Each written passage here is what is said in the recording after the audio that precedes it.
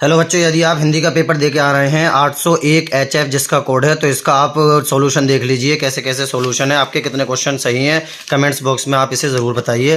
तो पहले विकल्प काफ़ी आसान पेपर था। आचार्य रामचंद्र शुक्ल प्रसिद्ध हैं, कहाँ के लिए प्रसिद्ध हैं बेटा? आलोचना साहित्य के लिए प्रसिद्ध हैं। गोदान उपन्यास के लेखक हैं, कौन है बेटा? प्रेमचंद्र। बहुत ही आसान है ये तो। नील का निर्माण फिर रचनाकार हैं कि कौन है? हरिवंश राय बच्चन है नील का निर्माण फिर के। झूठा सच उपन्यास के लेखक हैं, कौन है बेटा? यशपाल हैं। उसके बाद छायावाद की प्रमुख प्रवृत्ति होती है, कौन सी होती है? श्रृंगार, प्रेम, वादना, ये सब रीतिकाल की, भक्ति भावना भक्ति काल की, तो आश्चर्यदातों की प्रसिद्धता यही होती है। कलम का सिपाही जीवनी है बेटा, कलम का सिपाही के लेखक अमृत राय हैं, लेकिन इसमें जीवनी है पूछा है तो मुंशी प्रेमचंद्र की होती है। घनानंद किस काव्य धारा के थे? रीति मुक्त काव्य धारा के थे, कौन? घनानंद थे। अगला है बेटा, अगला हंस पत्रिका के संपादक हैं, तो बच्चा बच्चा जानता है मुंशी प्रेमचंद्र हैं, कौन? मुंशी प्रेमचंद्र। जहाज के पंछी कृति विद्या है उपन्यास की। तार सप्तक का प्रकाशन कब हुआ? प्रकाशन कब हुआ बेटा? 1943 में आज्ञा ने किया था। निर्वेद स्थायी भाव है, निर्वेद है शांत रस का। पीपर पात सरस मंडोला में कौन सा अलंकार है? उपमा अलंकार। रोला छंद में कितने चरण होते हैं? 4 चरण होते हैं। आगमन में बेटा कौन सा समास है? आगमन में है उपसर्ग, सॉरी आ।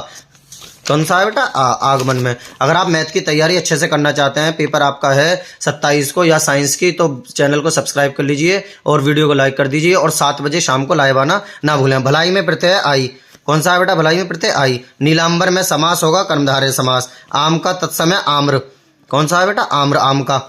और कर्ता कर्तवाच्य में प्रधानता होती है, कर्तवाच्य नाम से पता चल रहा है कर्ता की। ताव्य शब्द में वचन और विभक्ति है, ये आप मुझे कमेंट्स बॉक्स में बताइए। निम्नलिखित में सर्वनाम है, कौन सा है? वह क्या है? सर्वनाम है। अगला बेटा फिर आया था गद्यांश, जिसमें 3 क्वेश्चन थे 2-2 नंबर के। बुद्ध के इस जन्म की घटना तो चित्रित है अजंता का, आप जानते हैं ये, बल्कि जैसे ज्यादातर बच्चों ने ये किया है। कौन सा? ममता आ गया, यानी ममता का, जयशंकर प्रसाद का। ठीक है, तो इस तरह से हम इसे कर देंगे। आगे मैं जल्दी बता देता हूँ आपको। ये क्या है बेटा? सुनी सुंदर बेन सुधारस तुलसी आ गया, यानी तुलसीदास का है ये।